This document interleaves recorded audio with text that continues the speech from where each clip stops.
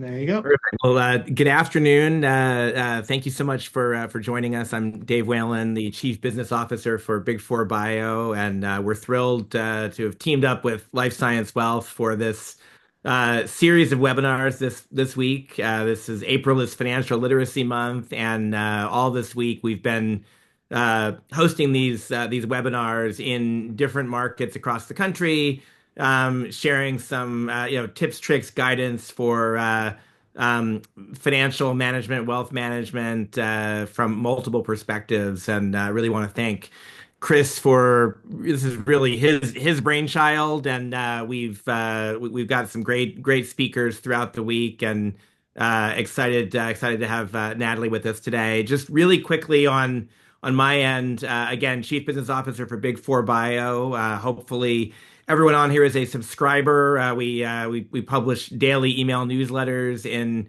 eight leading life sciences markets across the country, aggregating news and developments for the sector. And so thrilled to be part of that team. Thrilled to be bringing events like this to life. And with that, I will pass this on to Chris Sarlo from Life Science Wealth to share a bit more about his background and why Life Science Wealth exists, which is a great foreshadowing for why we're doing this event today. Yeah, appreciate it, Dave. Thank you so much. Good afternoon, everybody. Thank you for taking a little bit of time out of your day to spend with us, and hopefully you can get a nugget or two of information that will help you along with your current planning. As Dave said, my name is Chris Sarlo. I'm the founder of Life Science Wealth. I've been doing planning since 1998, so going on to my 27th year at this point in time. And Life Science Wealth was founded in 2020 after my father had a massive heart attack. It was the advancements of life science that not only saved his life, but allow him to live a completely normal life today. Whereas this would have happened, 20 years earlier, my dad wouldn't even be here. So Life Science Wealth was created to give back to the industry that saved his life. When you think of surgical procedures, when you think of pharma, when you think of med device, all the different things that you guys do on a day-to-day basis. If you guys can be more stressed, more efficient, more effective at your job because of everything that we do, science is going to continue to be advanced faster, and countless number of more lives are going to be saved because of that. So, like I said, thank you guys for being here. We look forward to serving you, and we'll do intro to Natalie now.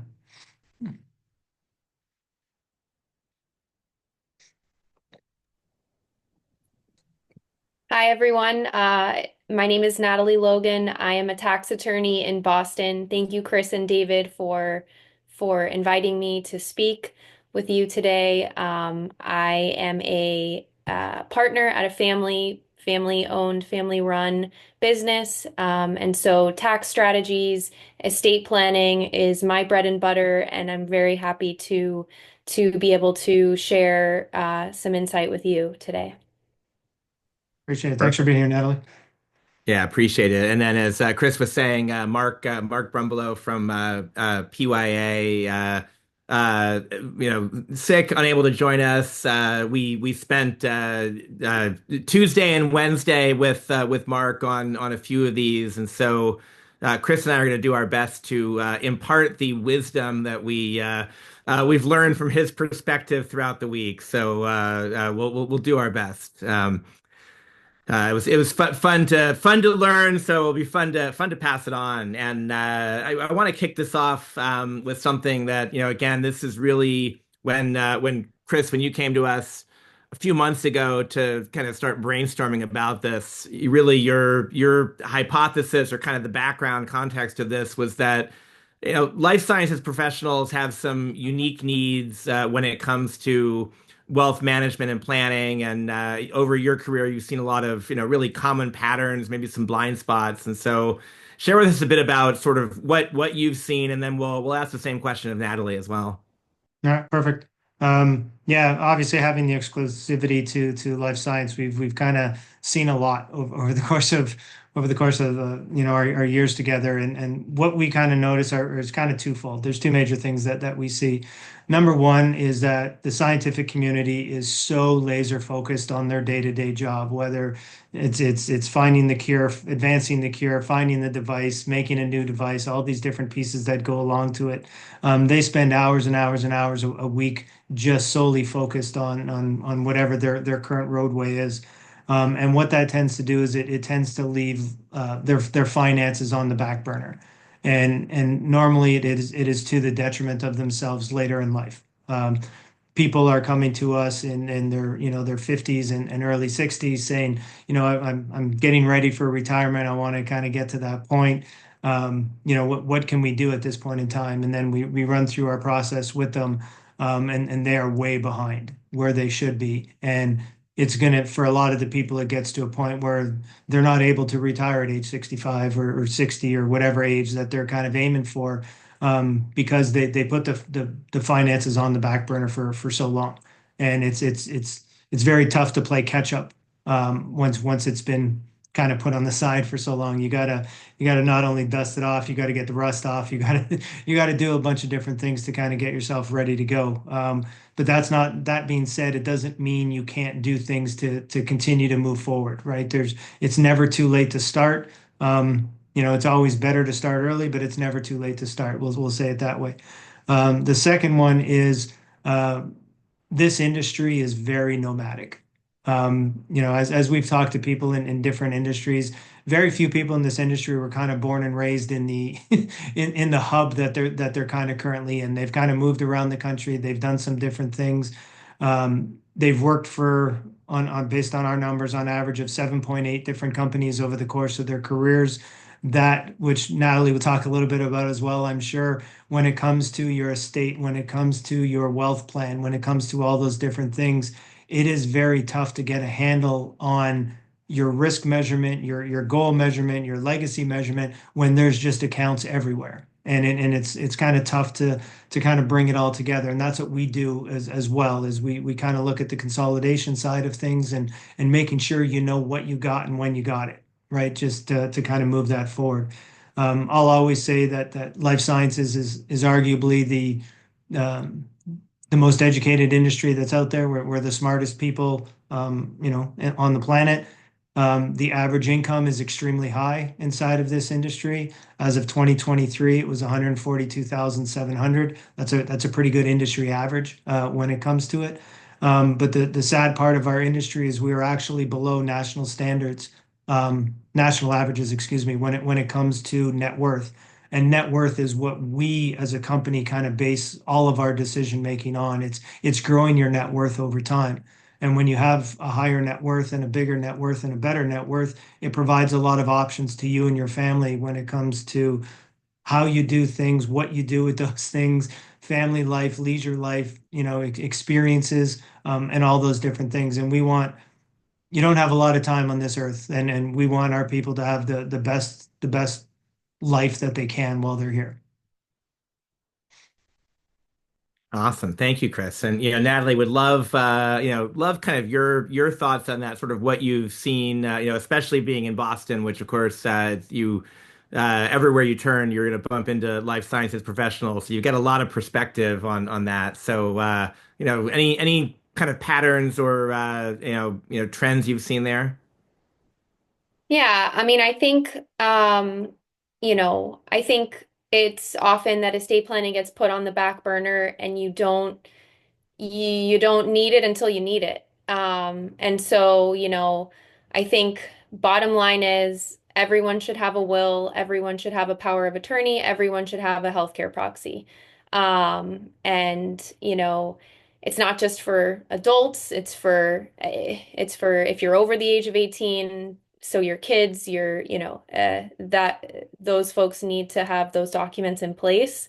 An insurance that your assets go where you want them to go. And without a will, state law decides, and it just may not align with your wishes, there's also a lot of tax strategies with trust planning that, you know, we live in Massachusetts, so everybody comes to me and says, what can we do? What can we do? And it's like, based on what, you know, the assets that you have, let's talk. Let's get some credit shelter trusts in place. Like, I mean, you know, let's use the rules to our advantage and let's do the planning that you need. So that's my favorite thing to talk about. So, I'm happy to share, you know, share more, but Awesome. And Natalie, I'm just looking and you definitely have a passion for this because I don't know if it's spoiling your surprise, but you have a background in music, and so you started in music and decided that this is really where you want to be. yeah, I started in music at the Boston Conservatory. My mom is an incredible attorney and has made such a difference in people's lives. And actually, similar to Chris, during law school, we did have a very scary incident and I won't share details, but she had a very serious health scare, and we didn't have any documents in place. We didn't have the healthcare. It was during a time that I was like, well, I'm her daughter, you know, can't I? No, you have to have these documents in place in order to have authorization to speak on that person's behalf. And at the time, I was also working at an estate planning firm. So, you know, for personal reasons, and of course, it's just this is the area that I gravitated towards, that I'm very Yeah. good at, and that then I'm able to really help other people not make the same mistakes that I made, but you know, get their plans in order and feel at peace with you know, with what they have and where it's going to go. Yeah, no, I love that, and just the passion behind actually, your story and Chris's story, and sort of why both of you are doing what you're doing. I think is great, and we'll come back around to sort of the team and the alignment and things like that. And so I think, some of that will come into play again. But I want to, take a step back because, this is really it's all about, financial literacy and, kind of wealth management as being the backbone of this. And, kind of going into this week, I was tending to think of wealth management as, really just it's just your purely your financial, your stocks and bonds, things like that. But Chris, I know it's a lot more than that. And so how do you look at the entirety of wealth management and educate your clients on that? When we built this firm, it was based on the knowledge that I had been working on for a number of years, and kind of what I saw in the industry. And just the vast majority of people, whether they're investment advisors, investment consultants, financial planners, financial advisors. There's so many different names for us that's out there. But the vast majority of them do nothing but investment advice. They're going to tell you what stock, bond, mutual fund to buy and why it's a great buy and why to hold it for years and years to come. Obviously investment advice is part of the overall wealth plan. But to me, it's not the only part that's important. It's great when you build it all up, but if you're going to get taxed on the exit, if you're going to get taxed on your estate, if it's all going to crumble because you don't fill in the other steps that are associated with a true wealth plan, it's great that you got the rate of return that you did, but it could all just fall apart just as easily. And true wealth is actually built outside of investments, right? It's making sure your cash flow is doing the right thing. It's making sure your credit is in the right system. It's not overpaying here. It's not paying excess things. It's about the efficiency of the cash flow that you have. And we don't necessarily do budgets because most people won't follow a budget anyways. But it's finding those proper um, those proper efficiencies when it comes to your cash flow, right? If there's more going out than's coming in, you're never going to grow your net worth. That's just the kind of the simplest fact of it. And Warren Buffett has a great comment that he says, no one wants to grow rich slowly. Everybody's looking at taking that ultimate risk to become the overnight millionaire, the overnight billionaire, whatever it might be, just to kind of do that. But if you actually grow it slow and steady, there's not a lot of risk that's out there, even in the volatile markets that we're seeing now, because we know 10 years from now, 20 years from now, 30 years from now, the market is going to be higher than what it is today. It's just, it naturally just occurs that way. And if you go slow and steady, kind of wins the race, the tortoise and the hare. It depends on what your goals are. If you want to be better than average, then there's things that you can do. If you want to be a millionaire, there's things that you can do. If you want to be a billionaire, there's more things that you can do, but the risk level kind of changes with each one. And what is your goal and what are you trying to obtain? And then let's build a plan accordingly. And then, let's go from there and see what we're going to do. Awesome. And how do you help clients with that planning, or balancing the short term and the long term? Of course, the last several years have been, sort of a chaos on multiple levels, pandemic and stock market up and down and crypto and real estate and, you name it. How do you help your client, whether they're 25 or 55, navigate those waters? Yeah. So the big thing is managing what you have to hit to what the goal is going to be, right? If you're not retiring or your goal isn't for another 20 years, there's lots that we can do in the meantime, right? To kind of take advantage of the situations. But, I just kind of look at the last 27 years that I've been, in this industry, and we've seen the tech wreck, we've seen the financial crisis, we've seen the global pandemic, we've seen, what we've seen in the last couple weeks here with the market moving the way it has. That's not even a blip compared to some of the major events that we've kind of seen in the past 20 years. It's not even an event really when it comes to it. But media tries to sell papers. They're trying to sell clicks. They're trying to sell all this kind of stuff. So they're going to put the noise right on the front page and make that panic kind of be there. But people go to Costco, people go to Sam's Club. If you have the opportunity to get stuff on sale, take advantage of it, right? Like, you use these times where there's blips in the market where you can buy more for a cheaper price, right?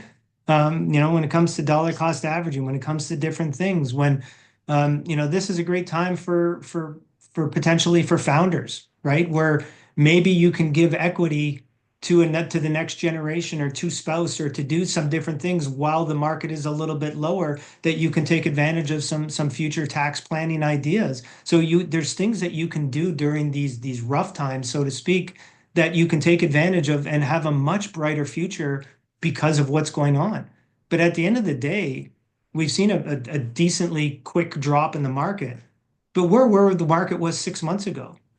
So we've had a 6-month flat market. Like, that's no big deal, right? The early 2000s, right? From 2000 to 2010, it was a 10-year period of virtual zero.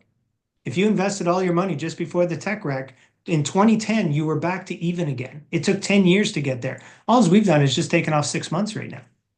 No big deal, right?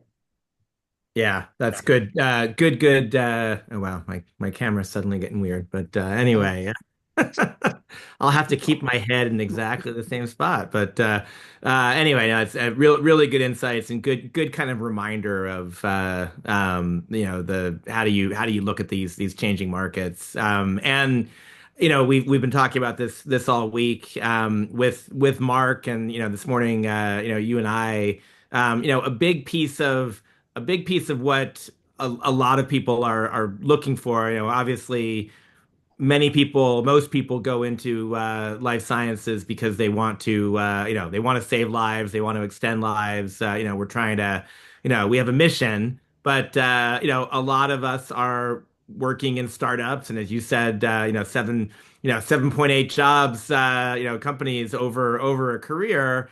A lot of those are going to be startups where people are joining because of the potential upside, whether it's an IPO or an acquisition. And it used to be relatively simple. It was kind of a simple stock option agreement. Now restricted stock units and ISOs and many things. How do you work with clients to help kind of advise them what to look at? What are the pitfalls when navigating that equity world?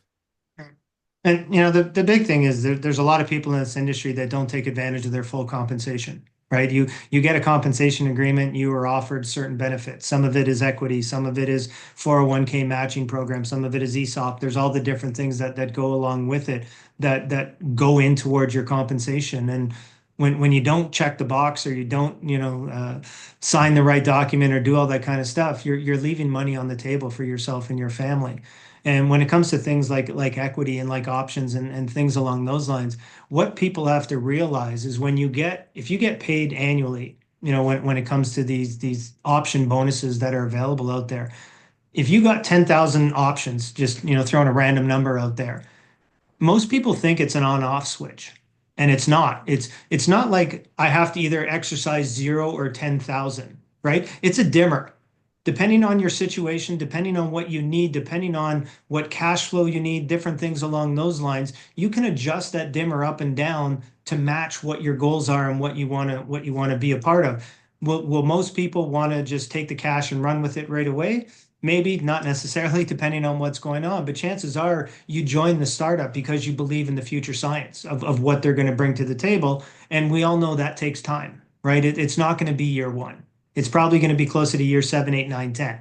That something that exit event could actually be possible from the birth of the company, so to speak.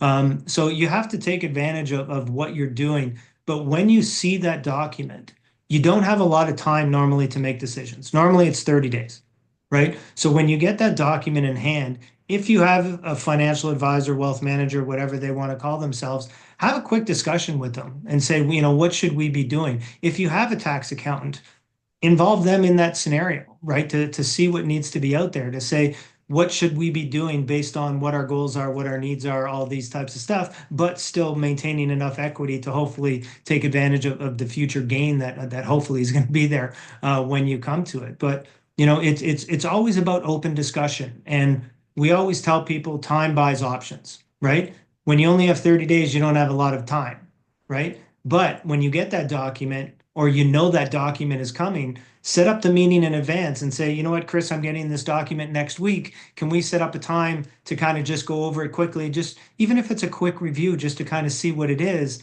Chances are it would be the same as it was last year, more often than not. But let's just have that quick discussion and say, what can we do about it, and what should we do about it, and then plan accordingly. Yeah, and one of the questions that I asked Mark earlier this week was sort of when's the right time to start thinking about this. And I think his guidance was again, definitely don't ask the question when you've got this in hand, if you can plan ahead, right? And so this is whether it's thinking about a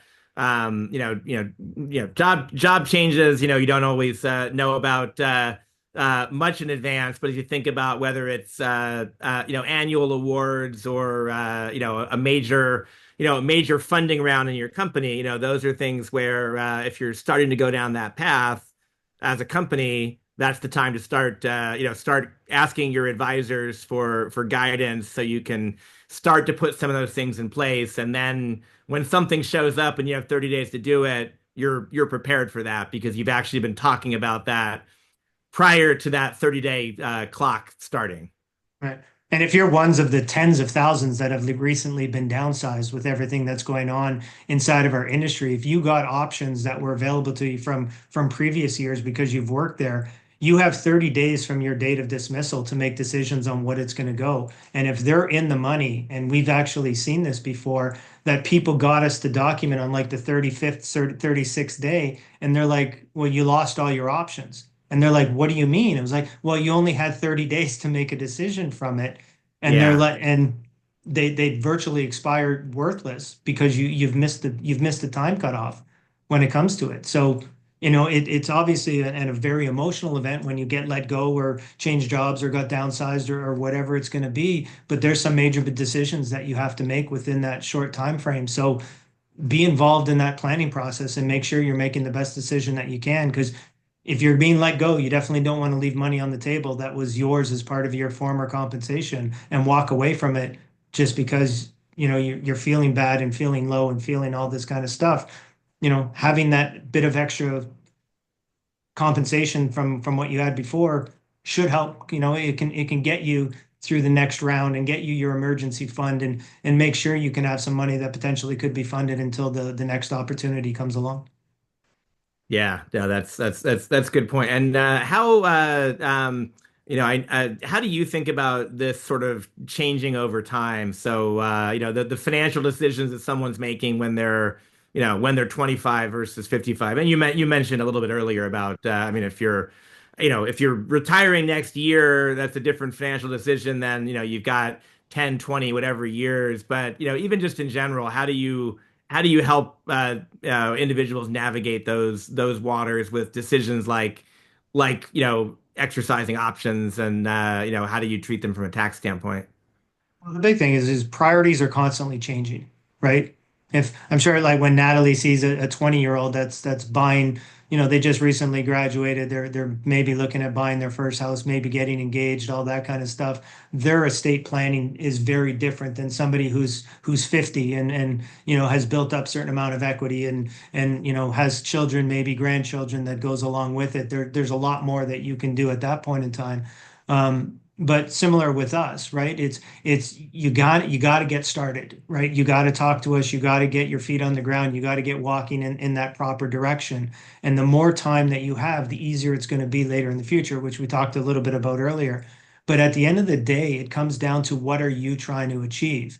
And even though most 20-year-olds don't want to talk about what their retirement plan is because they're not even thinking of what it's going to look like at age 60, and they have no idea what life is going to be like at age 60. But what if it's saving for a house? What if it's saving for children? What if it's saving? Your priorities change, but there's always things that you can do and mini goals that you kind of hit along the way that become very important to you, but they're always changing as well, right? And we always say, similar to any business, you never have one sole goal, right?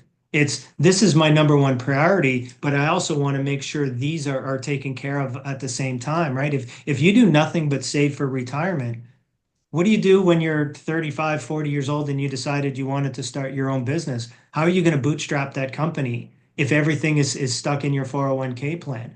If you want to buy a house, there's only so much that you can take out of your 401k that can go towards house purchase, right? Similar to 529, education planning for your children, philanthropy, all these different things, paying off the mortgage, getting a down payment, all the different pieces of the puzzle that go along to it. You need that balance, and when a situation comes up, you want to be able to draw from different pools that best suit your current needs at that time and best suit your tax needs at that time to say, where am I going to get this from and what am I going to do with it to solve the shorter term goal, and still understanding that there's a longer term goal hidden in the background that we know we're slowly working towards as well. Yeah, yeah, absolutely. And as you talk about the changing priorities. Natalie, you brought this up already, and by the way, I've now been reminded. This is the seventh time this week I've been reminded that when I turned 18, I was not following any of the guidance I've learned today, and I'm significantly older than 18. So anyway, it's been 19 eye-opening. still young, Dave. You still got lots of time. But yeah, would love just to kind of walk us through these documents and sort of when they make the right sense to put them together, how you put them together.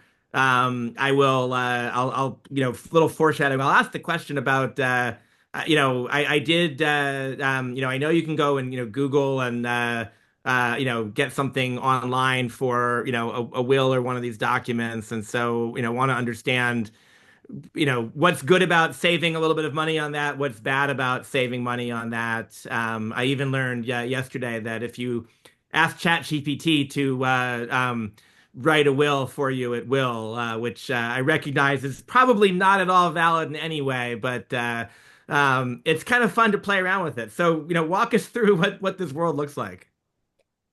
Yeah, so I think that the identifying which documents actually are right for you, what you actually need, is very helpful, with a human and not the robots, and making sure that you're in compliance with state law because every state is a little different, which so by the way, if you're ever moving states and you have documents in your prior state, you should consult with an estate planning attorney and just, check in with them.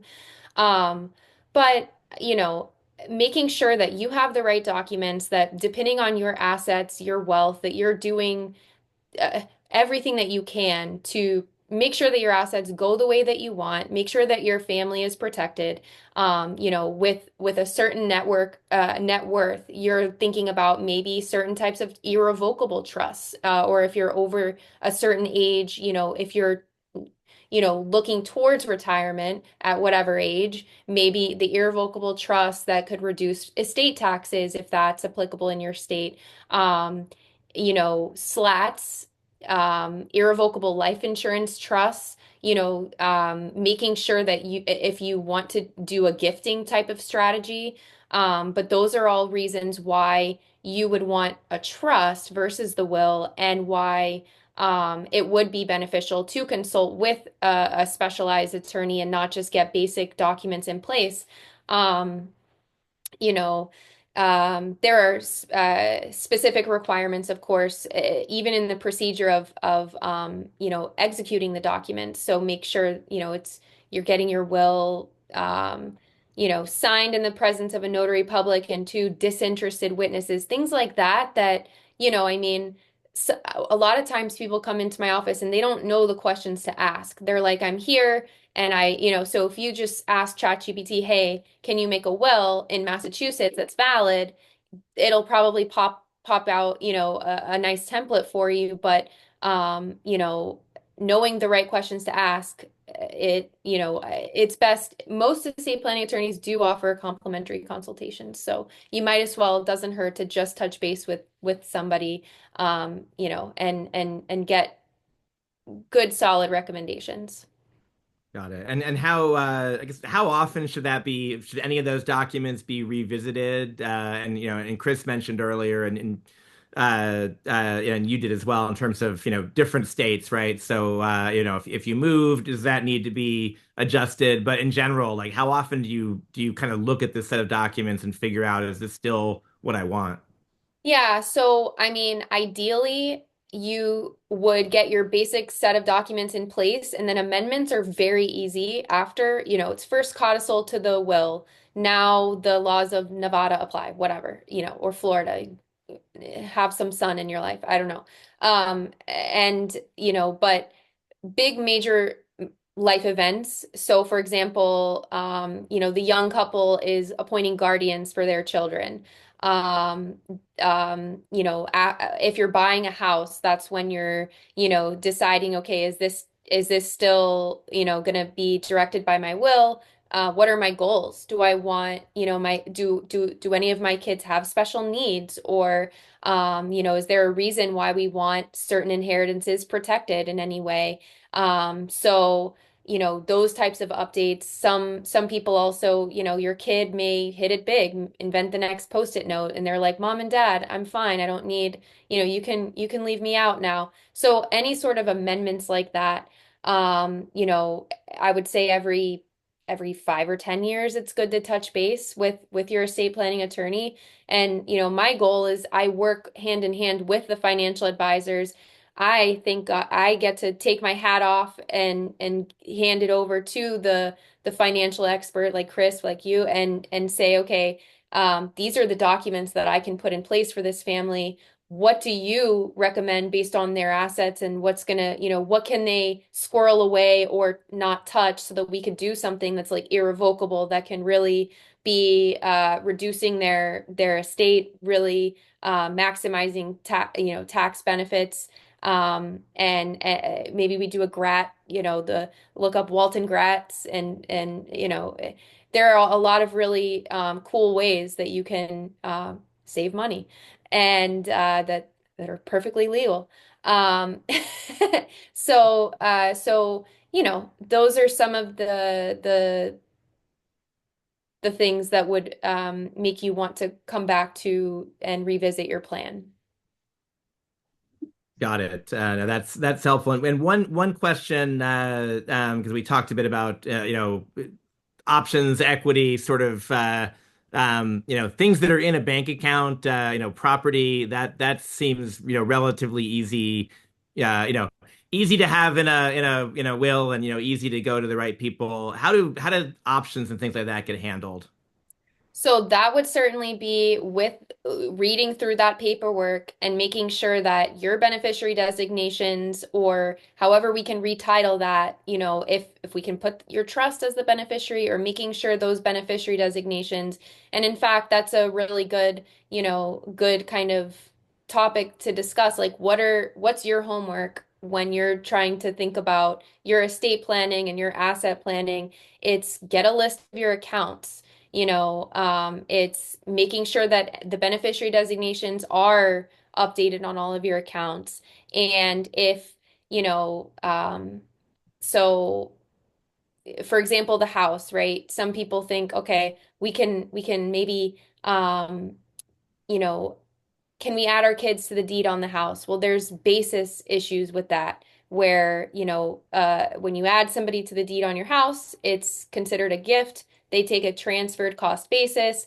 If they're inheriting, let's say in trust, down the road, they'll get 100% step up in basis. So there's, that's some homework that is good to just kind of consider. Yeah, the step up is a huge thing, a lot of that is how you do your planning, right? It's what was the value today? What was it your original cost base, and how should you do your planning based on what that potential step up could be? Because that could totally change the event. And when people change ownership of certain assets midway, either A, you're losing something, or you're creating a taxable event that you didn't need to create in the first place just because you thought this was the safer and easier way to go.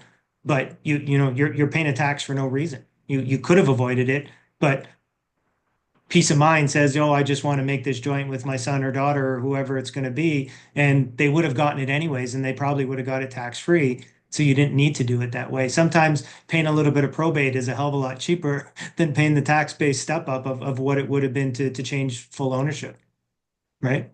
Exactly.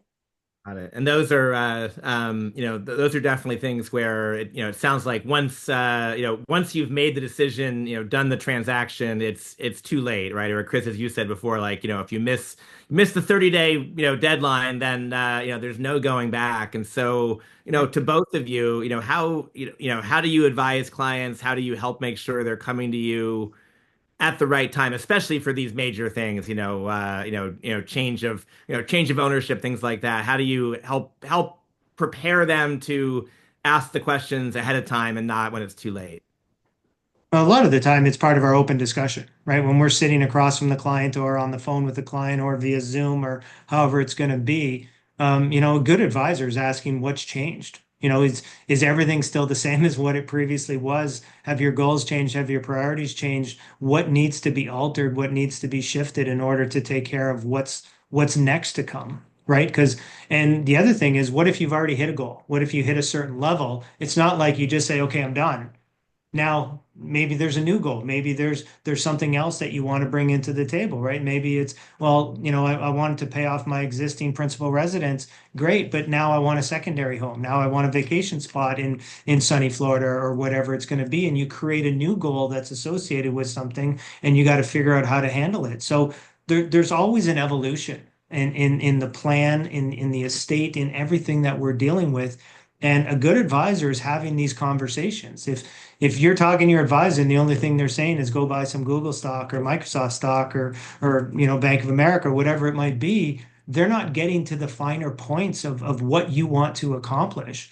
And if that's the only thing they're bringing to the table, probably get a new advisor. Like, honestly, right?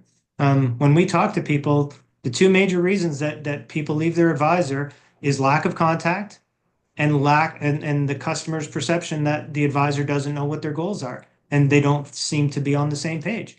And pretty much every client that we've ever taken on inside of Life Science Wealth had a previous advisor somewhere. And we're just advancing the plan or putting the plan together for the first time because their existing advisor never did planning for them. And at the end of the day, $500 a week for the next 20 years is not a plan, just so everybody knows. That's a calculator. That's not a plan. right? There's way more involved in that. Got it. So that's a great, great kind of segue to what should someone be looking for? How do they, how do they choose the right whether it's, wealth manager, how do they, anyone we're talking about in this team, how do they figure out what's right for them? I would say comfort level, right, Natalie? Like you kind of, it's that gut feeling, right? You got to sit across from that person. You got to trust the person first off. If you don't trust them, or they seem sketchy, or they seem like they're just there to sell, then there's lots of different options out there. If go with your gut more often than not, and if the more questions they're asking you about who you are, what you're looking at accomplishing, the better they are at their job, right? If they're just trying to do a very simple pro forma without any questions being answered, it's a churn and burn kind of situation where they're just not taking things into account that could be very, and as we've kind of talked about, and Natalie, if you've done something, sometimes it's way more expensive to unwind something than it is to do it right the first time, right? So you got to be That's very exactly careful with right. that. Yeah. And I think if you're meeting with somebody and you're asking questions and they have to say, let me get back to you, let me research that, let me, that's probably for attorney purposes, maybe that's not the right fit. But if they're saying, okay, this is, you're going to get another rental property. Oh, well, let's consider an LLC. Let's maybe protect your liability. Liability is a huge topic that we can hit on another time. But and see how you can protect yourself and have many different pathways and say, here's option one, here's option two, here's option three. And, why don't you think about it and let me know that I think that that would indicate that it's a good fit, but if so comfort level though, I think is absolutely and just the vibe, is that somebody, for me, it's like you're going to get an answer back within 24 hours. You're going to have an efficient, it's a seamless process. Uh, other people may, if you want to have a 3 hour talk, I don't know if I, that, That's a that's a therapist or something, I right, think. exactly. That's not me, but go down the hall because there's, so, but I think But at comfort. the end of the day, I think what clients have to realize is we're going to ask you some questions, and you have to be as honest with the answers as you could possibly be, because it will drastically change what we're going to do for you. If we only know half a story, your plan is going to be messed up, right? We need to know specific information. We need to know what you're trying to do, and we need to know how it's going to deal with it, because it could severely alter the path of which we take. And if we're only getting half answers or half truths or whatever it's going to be, the plan technically isn't for you. It's built for the person that you described and not the reality of the situation, right? So we actually have a document that we go through with our client, and at the end of it, it literally states that we are presenting the plan based on the information above. And 9 times out of 10, before they sign that, and they're like, well, maybe I should tell you about this. And new information comes to light that just kind of clicked based on that piece of the signature. And we get a more intact story after the fact. But we put that in there for that specific reason, right? Because we need to know the story before we can put it together. Yeah, and I guess just on that as well, as you said that, I mean, I'm imagining there's a flip side as well. So I mean, there's, it's a relationship, and I mean, are there clients that you won't want to take, or I mean, if a client, if you can't help them, will you not take them as a client? If the relationship is not there, how do you judge that from your side of the table? Well, with us, the biggest thing is are you going to listen? Right? Yeah. Like if we're going to give suggestions and we're going to do what we do on a regular basis, if we charge a fee, what's the point of paying a fee if you're not going to implement, or you're not going to listen to the effects of what we're trying to do? You're throwing your own money away, right? Like it just doesn't make sense to do it. So these relationships are a two-way street. We're not miracle workers. You have to work within the confines of what you have based on our advice, but vice versa. You have to come to us when the information changes, when something's going on, because we can provide excess information. So, like with all relationships, you go talk to any therapist, everybody says communication is key. It's the most important thing that's out there in a relationship. We're in a business relationship and we're going to work with you in the best way we can. And that two-way street of communication has to be open at all points in time to making sure that we can do the best thing for you. Got it. That makes sense. Natalie, is that, similar story on your end? Absolutely. And I think that's why our firm, we do offer the complimentary consultation because we're happy to meet with anybody. We're happy to talk to anybody about any questions that they have. I always start with, this is your time. If you have agenda items, if you have questions, feel free to, shoot me with them. Otherwise, I can give you an overview of the process. I can start with the basic documents that everybody needs. And then I can also talk about the trust and the different types of trusts. And then when I see your eyes glaze over, I'll know that that's it for today, and I'll send you a summary. What I do then is I send a summary letter. And if their goals are something that I don't think that I can actually assist with or that I'm not comfortable assisting with, I may say, hey, you may need a bigger firm, you may need to go, or you may need a bigger team, or I'll say, this is what I recommend. Here are the options. Sign here if you want to proceed.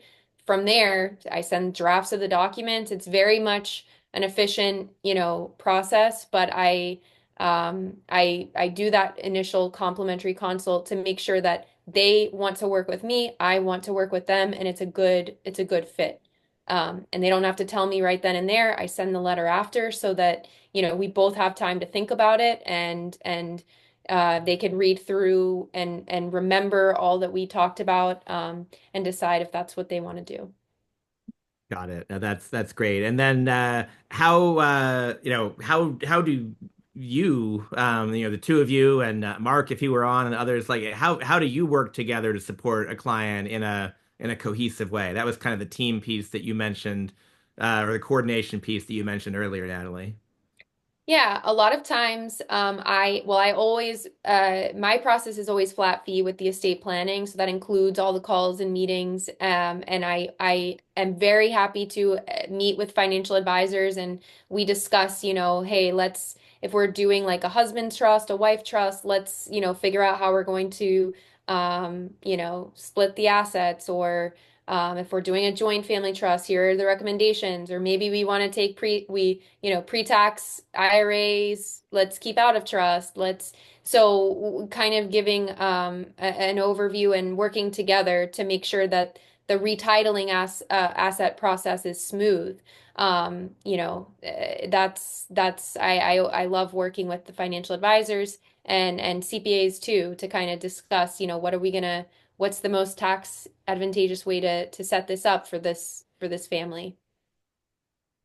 Got Yeah, it. at the end of Chris. the day, we want to make sure we're all on the same page. And we've talked about that in prior ones, right? At the end of the day, the client should be on the pedestal. They should be the one that's most important and the thing that we're working towards in getting stuff done. So if Natalie can bring a different type of advice that maybe I never thought of, the two heads are better than one, the three heads are better than two. When you're working with an estate lawyer, an accountant, and us, all three of us together at the one time, chances are you're going to have a superior piece of information that's put in front of you. And then when we're bouncing ideas off of each other and saying, well, have you thought of this? Have you thought of this? Have you thought of this? We can say, okay, let's put that together and help us all understand. Because at the end of the day, I'm not a lawyer, right? Natalie is. At the end of the day, I'm not an accountant. Mark is. But so we're taking expertise in different areas to build a better plan overall. And when you do things as I think Lily said it in the one earlier, when you complete in a vacuum or in the different silos that you're in, if there's no cross communication, there's stuff that's not happening to the best of its ability because each person thinks they're doing a great job, but isn't necessarily taking everything else into account to get it done in the best way you can. Yeah, absolutely. And I think this idea of, building this, cohesive strategy and, Mark the other day, I think he put it really well.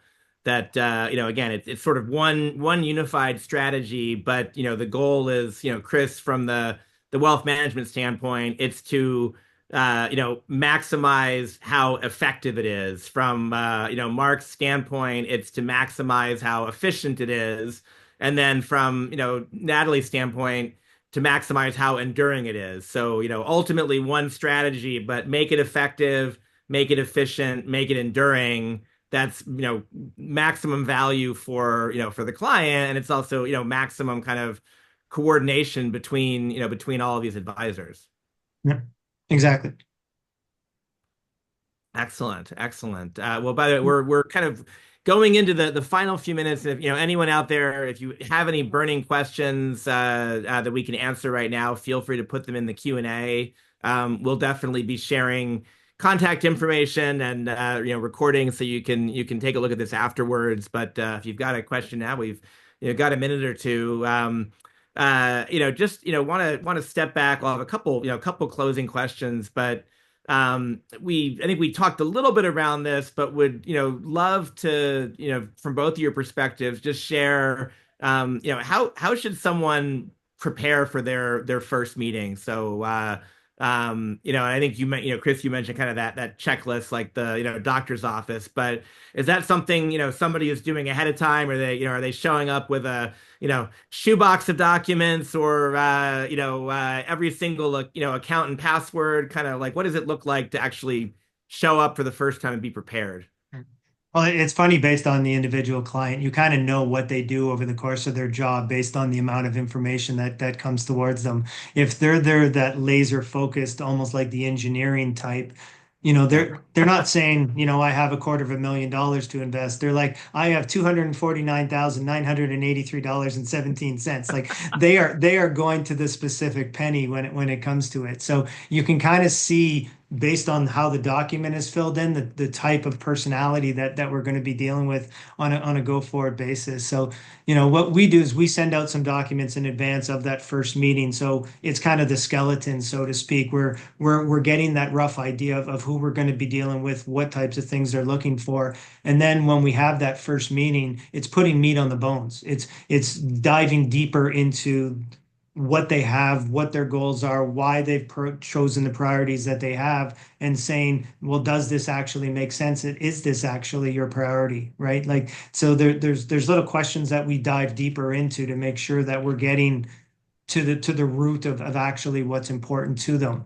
And then that meeting becomes a lot more eye-opening to a lot of the clients as well, because they didn't realize what it was going to entail. Because at the end of the day, we consider ourselves different than what they've seen before, right? And it's those questions that we ask that is part of what makes us different, and having that deeper knowledge of who the client is and where they're trying to go and where they're trying to get to, and that becomes very important.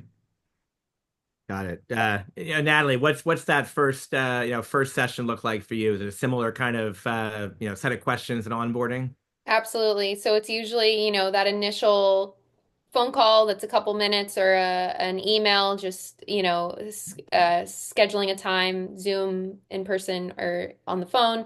We send new client forms. Half of the people prepare them in advance. It's always very helpful to prepare in advance so that I can take a peek and say, okay, at the start of that meeting, I'm like, I know exactly what plan would be the best for you, and what different trust vehicles, or just the basic planning is definitely going to be enough for you for now. And then if at this milestone this happens, or these considerations come up, we'll revisit and call me. But it's as simple as that. Prepare the new client forms, and then we have our first meeting. And then, I mean, the benefit of these are things that certainly, yeah, there's like Rocket Lawyer and stuff like that out there. But the benefit is you're busy. You want to know that you are getting the right thing done, and that it's going to be, it's off your plate. So we tell you what we think, what you should do, and then we help you do it, and you just, sign. And that way it's you have peace of mind that everything is going to be as tax efficient as possible, and the way that you want it to go. Got it. Yeah, that's great. That's super helpful. As we kind of go into the last couple minutes, want to make sure we're again we'll share everything afterwards, and so want to thank everyone for that. But just let's leave our audience with some clear actions. So Natalie, from your standpoint, if someone gets off the Zoom, what do they do before? I won't say the end of the day because it's almost evening there, but end of the week, end of the month, over the next couple of weeks, what should someone be doing that will be most effective for them? Yeah, so get a list of your assets, of your accounts. Start to think about what you would want to happen in the case of a zombie apocalypse. Who do you want to, occupied territory over there? What do you want to have happen? Worst case scenario, best case scenario, and get kind of those documents in pre-populated, if you will. And start to Google, look up attorneys that are near you and have a quick, conversation and look at their when you're the if you don't know an attorney personally or have a friend that gives you a referral, look at their Google reviews. What are the Google reviews saying? Is this a person that people like and does that person do a good job?